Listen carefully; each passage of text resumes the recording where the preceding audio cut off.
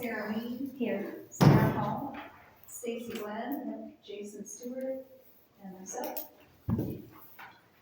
We're gonna go. Jason Stewart. Jason. Okay, we're gonna skip over the approval of prior meeting minutes. I do not have those ready. This should be in the packet. So we'll vote on those in our next meeting.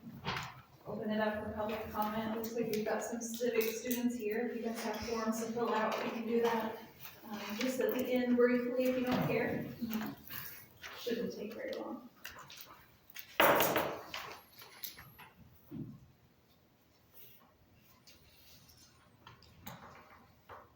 Okay, real quickly here, we'll review the health benefit account balance. Give you a sheet. The balance as of 12/9 was $237,186.27. That has dropped a little in the last month. It's actually looking a little higher about a month ago when we were first talking about meeting. That account's pretty much stayed stable with all the changes that we've made in the last couple of years. Like I said, this isn't a norm on the balance. It was actually a little higher. 12/9/24, we had 263,980.84. And then Sarah's also got the excess funds that we had put on the CD. I think it was up around 850. We haven't added anything to that in a while since the account stayed stable, but it is still sitting on CD. And then we'll let Luke go ahead and do the proposal for 2026. Yeah, bear with me too, because Health EZ is new to me, just like it is you guys. Just a little history for some new faces here. You've been with IPMG, was the third-party administrator for years, and then they got bought by a company called AMI. AMI, I think, owned the company for maybe, 6 months? I don't think it was a full year. 6 months. Right, it wasn't.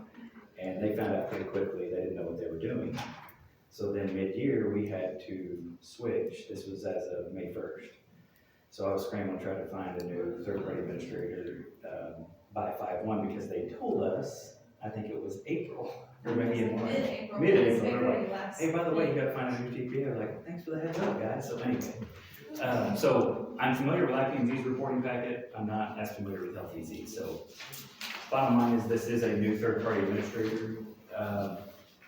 I think the page here, the back of the front page shows how many people have gone over. Is that the way you look at that too, Heather?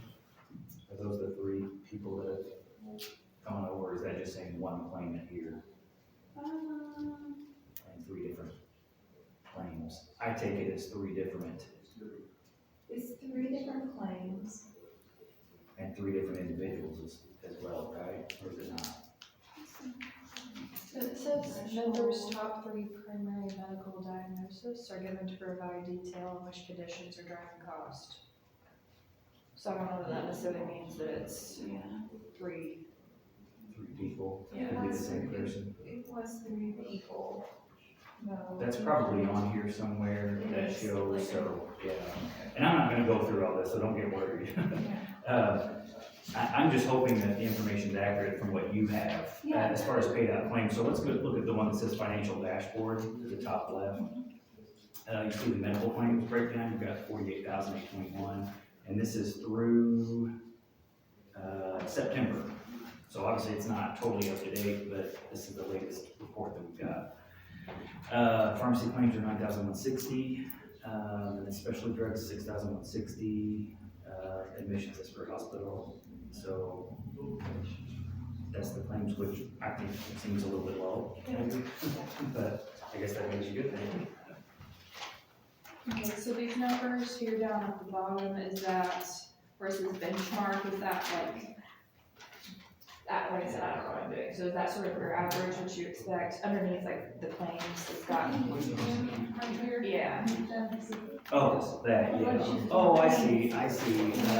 Yeah, benchmark is where the norm would be, and 154 is where you guys are. So, and they usually break that down by industry. So this would be like typical county governments would be at that range. So, yeah, you look at it from that standpoint, as she pointed out, it's obviously really good, so. but is that accurate, do you think, through September, okay?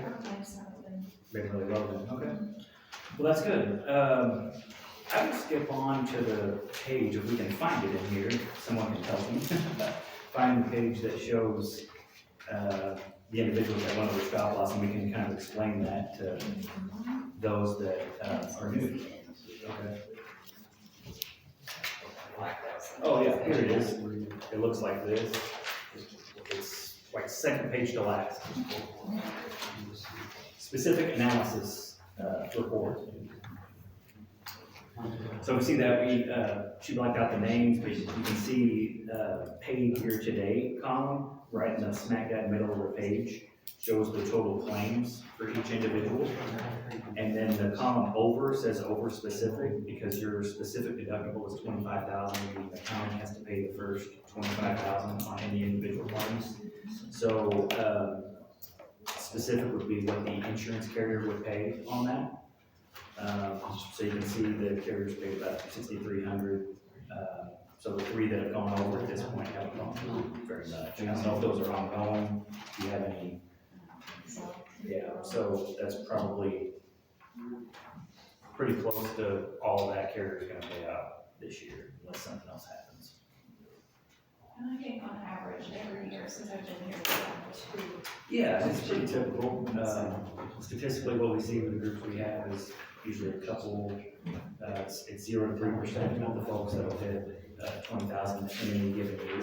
So that tracks. It's not always the Yeah, same. right, It's oh, of just course, yeah, just kind of a couple random. people on every 3 years. Yep, so, the next report, the very last page, I'll let Elizabeth go over that, it's called the ag report, and that's just your, total claims.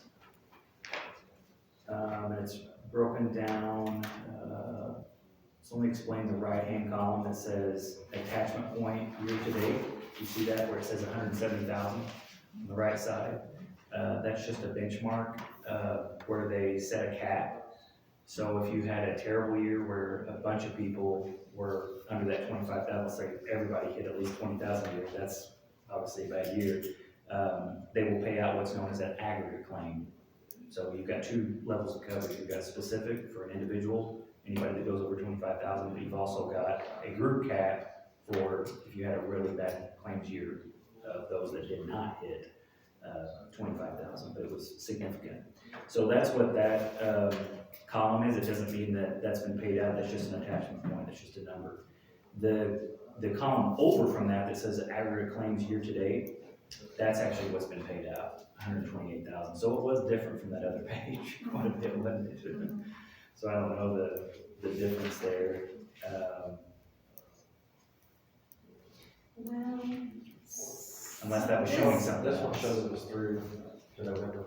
I was gonna Maybe that's what it say is. that. Okay, yeah, I see that now, through, yeah. That could be it. No. That makes sense too, because you said They that include the account analyze. balance, Yeah. that's true too. Yeah, and the account balance went down, so maybe it is something recent that, was pushed through, so. Yeah, that makes sense if you look at, if I would look at it closer, I probably figured it out, October, there was 41,000 net amount, so, yep. So anyway, ag loss ratio year to date, 76%. Carriers expect you to be at about 80%, so you're tracking, if you're over 80%, they call that kind of a rough year. But if you're anything under 80%, it's kind of normal. I remember a couple of years you guys were like 40%, so it just kind of yo-yos up and down. Just out of curiosity, how does the year run with this? Because I know our fiscal year is, okay, yours is calendar. Yep. Same with deductibles and all that, so, yep. So, Individually set calendar too, just to keep all of that in the same, even though our fiscal year runs a little different. Yeah, that's why I was just curious. I wasn't sure if this was through. so this page here is this one sheet, is the renewal. It all says current across there when it says plan, so it should say renewal. But anyway, the column on the left is where you're currently at, okay? And if you look at, I always like to hone in on the fixed costs. So if we look at in the kind of the middle bottom of the page where it says total fixed cost on the left-hand side, you guys see that? So let's focus on that column. So 193,887 is about what your fixed costs are right now. And that includes your premiums to the insurance carrier, and then also the cost to, in this case, Health Easy for their administrative fees. On the next column, that's the actual renewal for Nationwide. I do want to mention real quick, all of these quotes here are from the incumbent carriers nationwide. There were several other quotes. I didn't even bother putting them on here because they weren't even close to what Nationwide was offering. So, but if you do want to see them, I can show you. So 204,151 is the renewal. So if you go to the bottom, the fixed cost increased for 5%. I like to look at it a different way because even though that's a 5% increase on fixed cost, your budget is higher because you're self-funded. So really that increase is a lot less than a 5% increase because you've got a claims account too that you have to budget for. So that's the better way to look at that. So if you want to look at $10,000 basically is your increase dollar-wise from 193 to 204,000, a little bit over 10,000. Take that number and put it to your budget, divide it by your budget. That would give you your true increase. Does that make sense? Mm-hmm. Yeah. So so that's the 25,000 if you stayed at the specific deductible amount. The next column over shows if you wanted to go to a 15-12 option. So I'm going to explain that just for a second. I know we probably have to have this refresher every year on what these contract bases mean. But a 12-12 just means when claims are incurred and when they have to be paid. So the first 12 months is from January to December 31st. So any claims that are incurred within that 12-month period have to also be paid within that same period. If they aren't paid, then it reverts back to the employer to pay. So when I say paid, the insurance carrier would be on their dime. But if it's not submitted in time, then it reverts back to the employer to pay. Now, what we've always done is we've utilized 12-12 contracts because it's the cheapest way to buy insurance, okay? And then at the end of the year, if we know something's going to come up, then we buy what's known as a 15-12, which covers the last 3 months of the year, anything that was incurred, and carries it to the new contract year, okay? So it's a better way to do it, we have found, just because you're not paying for a 15-month contract up front without knowing what's gonna happen at the end of the year. So you can buy what's known as a 12-15 is what I'm referring to, that gives you run out at the end of the year. We've always said that's kind of silly to go ahead and pay 20% more in premium when you don't know what's gonna happen at the end of the year. When you're self-funded, you do know what's gonna happen. You have that knowledge. Now, with that being said, IPMG was really good at managing 12-12 contracts, okay? They're obviously no longer in the picture. So we need to think about this a little bit more strategically, I think, this year. Not saying that Health Easy can't do it. Saline County is one of my clients. They just renewed their 12-12 contract. I advise them personally, and they're with Health Easy as well. I advise them to buy a 15-12 just because this is so new to me with Health Easy. I don't know how they're gonna manage it. I've talked to them, not sure that I'm really confident in a lot of their answers. Not saying they're gonna do a bad job at all. Jack Abbott, who was the prior VP for IPMG, still is a consultant with Health Easy, and he has some groups on his own like me. He said that he has renewed a lot of groups with the 12-12 with them. So I take a little bit of faith in what he says because he's been doing it a long time.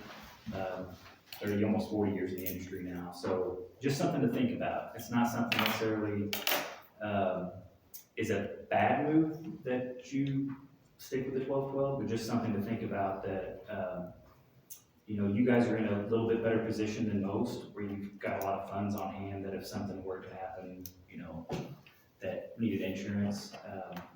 I think it looks like it's pretty clear where you guys are gonna end up the year with the 3 people that are over, but as we all know, that's why it's insurance, right? Stuff can happen, so. So if it runs into the next year, that's one of those things that's just kind of in limbo, because it won't hit the new year's plan, but That's right. it won't go to the old year. That's right, so keep in mind, keep in mind, you have to pay the first 25,000 anyway, right?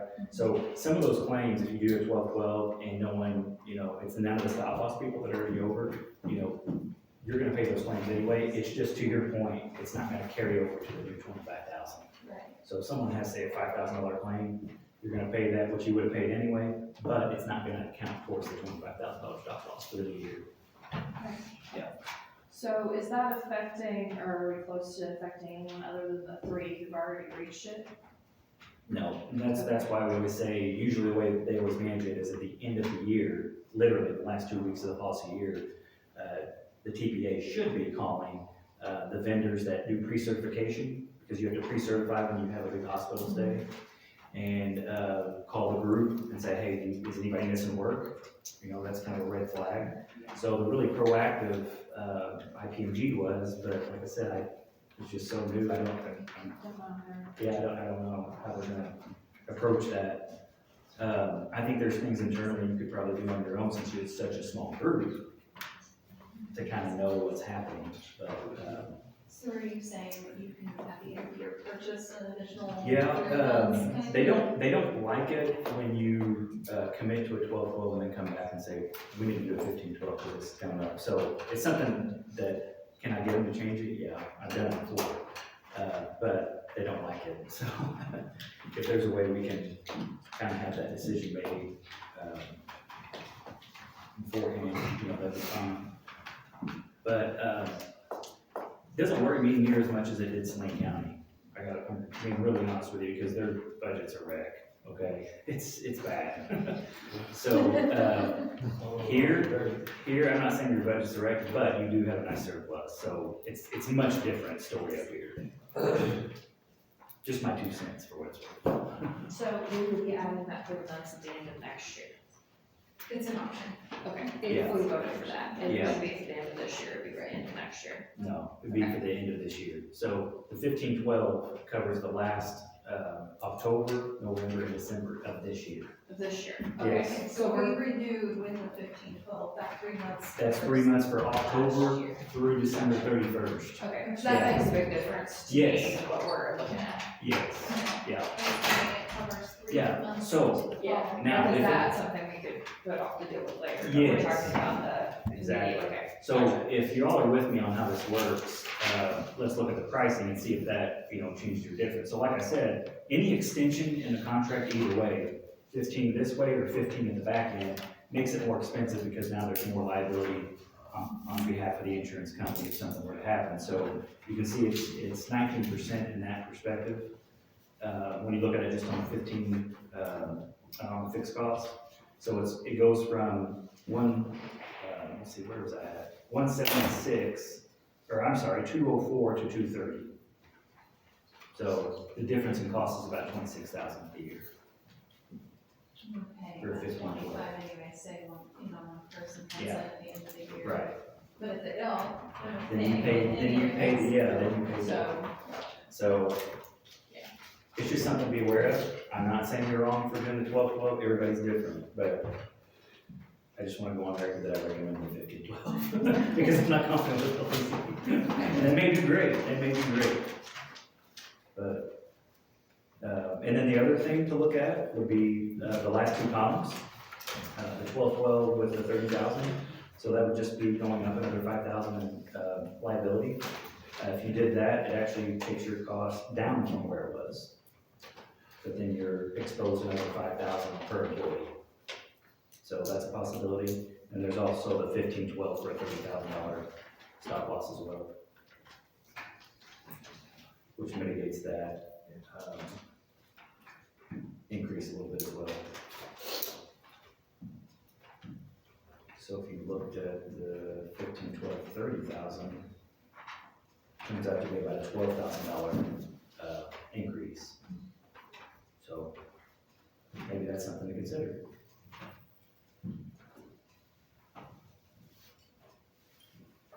Thoughts, questions? I know I threw a lot of jargon out there at you in a short amount of time. So say I know of someone who's getting ready to have surgery the end of this month. As long as we just have our plans in before the end of the year. That's right. We're still fine on the 12-12. Okay. That's right. But it's just if for It's- some reason something didn't get caught. That's exactly right. That's Okay. exactly right. Okay, It takes them a month to bill it. I don't Yeah. know. yeah. I mean, that's where That's the what TPA should be proactive, but I just, Don't know if they are. the Gotcha. me calling them every second's not gonna help. What I found, a lot of people don't like being told what to do. Hey, can you please call these people?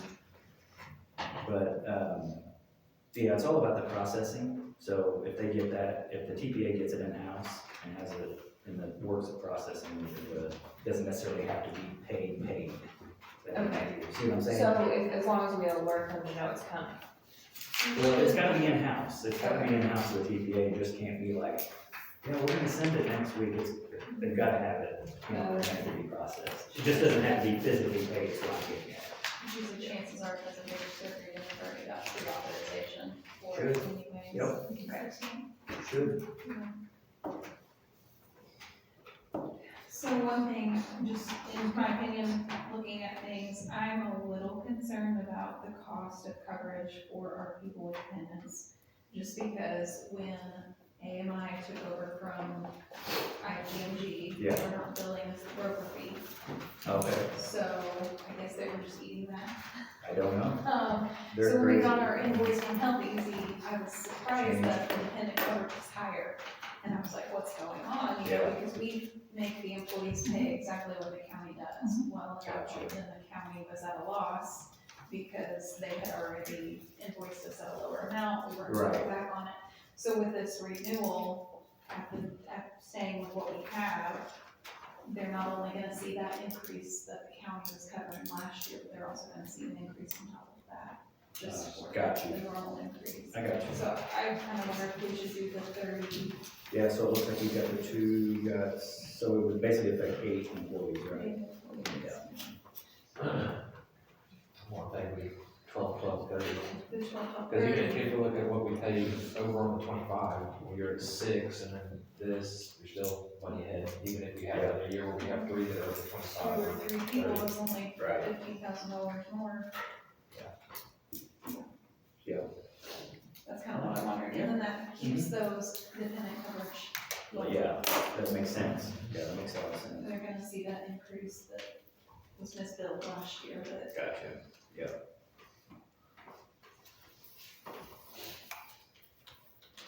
that's kind of what I had in mind looking at it prior to the 12/30. Anybody else have any thoughts?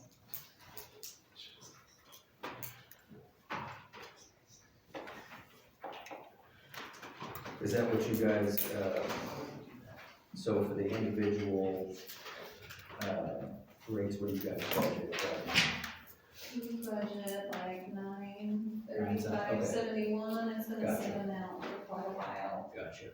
We subtract the invoice from what we see and the rest goes into the claims account. Gotcha. And so those that have dependent coverage, whatever that increase is for that fee, they pay the difference, so then the Makes same sense. amount of claim money goes. That makes into the sense, yeah, okay.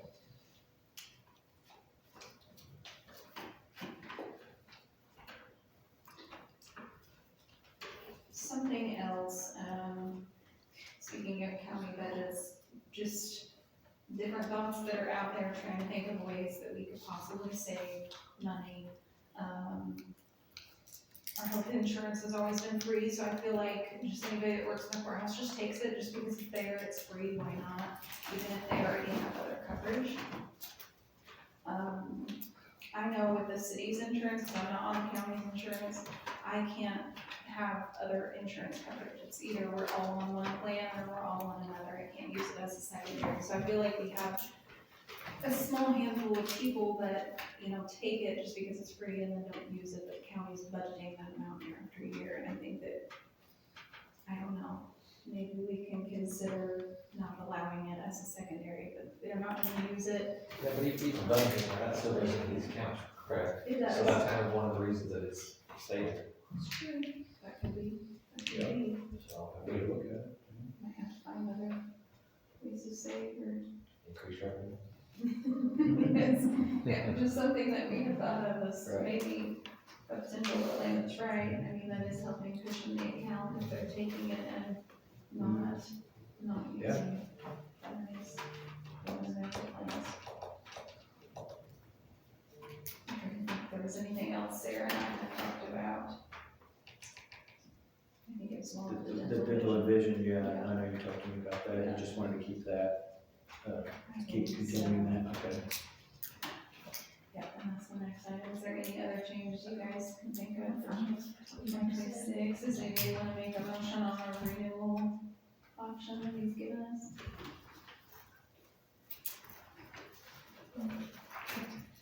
Make a motion to 12/12/30 deductible. Anybody want to second that? Second. Second by Jason Stewart. All in favor? Any opposed? Motion carried. You guys gotta give a presentation on this. We have to write a half page for it. Oh, you do? Yeah. Oh, you do, okay. Yeah, we have to write half a page of our thoughts and then summary. Oh, wow. That's why. That was a whole lot going on. I like it, I like it.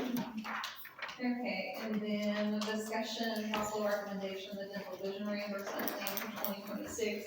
Obviously, we kind of struggled halfway through the year with this reimbursement plan that we came up with in about 2 weeks.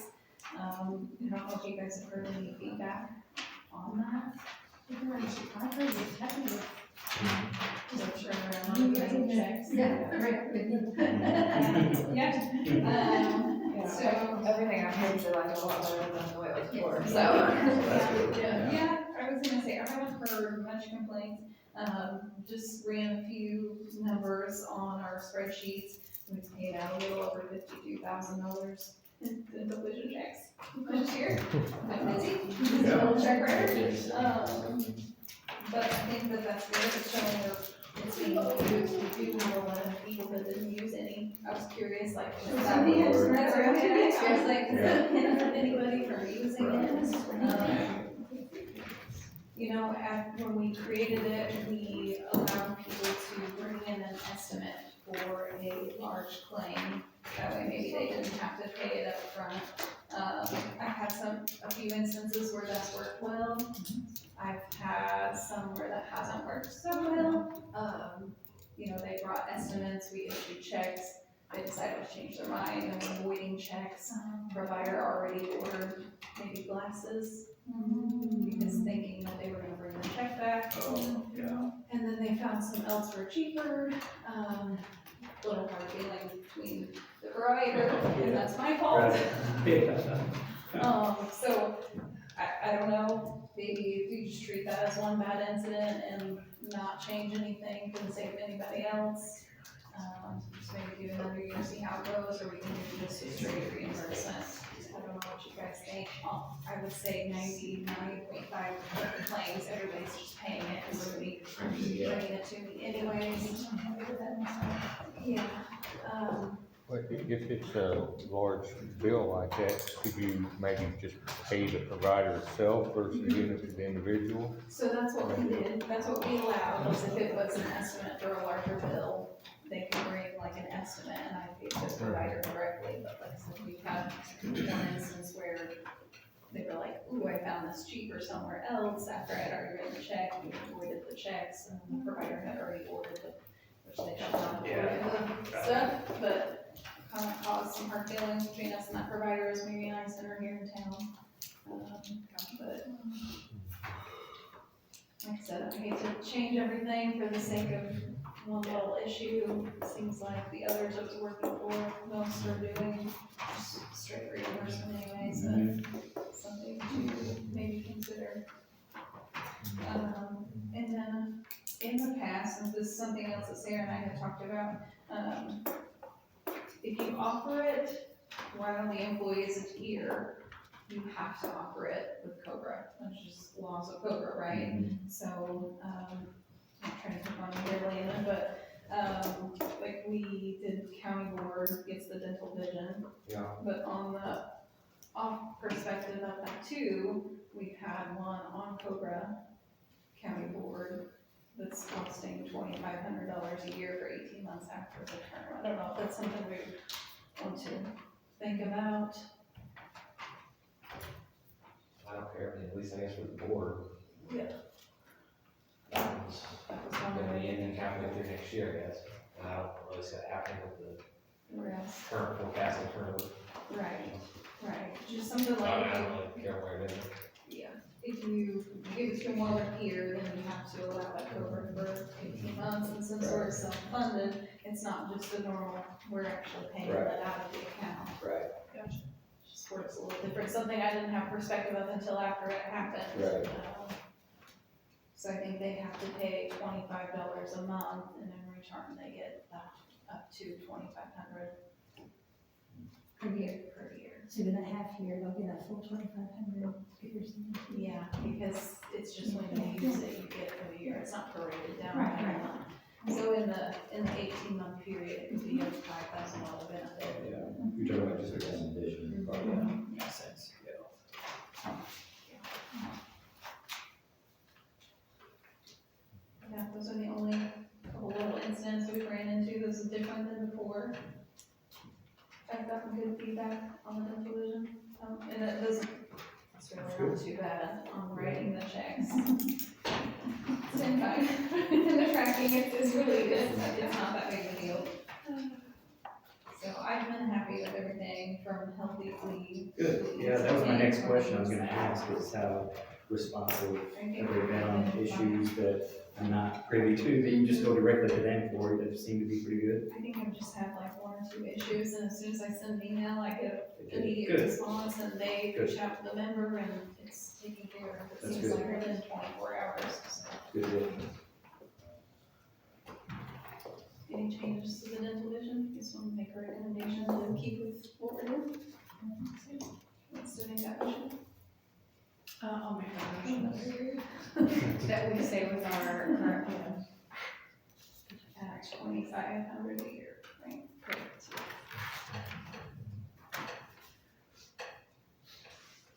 All in favor? Alright. Any opposed? Motion carries. Anything else, Chris? Want to talk about, any other ideas?